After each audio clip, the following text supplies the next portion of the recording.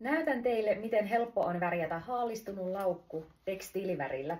Käytössä mulla on Dylonin väri. Tää on ollut yksi parhaista, mitä on kokeillut. Osa saattaa miettiä, että miten käy tälle logolle, niin se selviää nyt. Värejä löytyy isommista marketeista.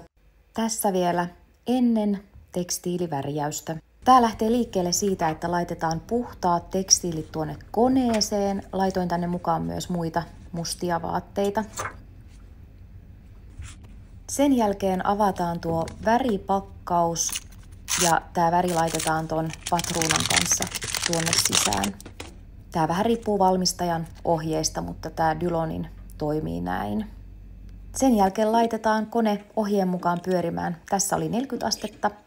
Ensimmäinen kierros näyttää jo lupaavalta. Kun eka kierros on valmis, poistetaan tyhjä väripatruuna ja laitetaan tekstiilit uudelleen pesuun ohjeen mukaan. Lopuksi koneelle tehdään puhdistuspesu ohjeen mukaan ja kannattaa käydä vielä tiivisteet ja reunat läpi. No niin, tässä on lopputulos, eli tuli tällainen tasainen musta jälki. Ja toi logo pysyy entisellään, koska se on polyesterilankaa, niin siihen ei tartu väri ollenkaan. Eli ei tarvitse lähteä poistamaan noita logotäkejä ollenkaan. Eikö tullut hyvä? Tässä vielä lopputulosta. Seuraavaksi tekstiilivärjäys käsin. Eli ensin sekoitetaan toi aine pienempään määrään vettä ohjeen mukaan. Sen jälkeen kun se on sekoitettu, niin lisätään ohjeen mukaiseen määrään vettä.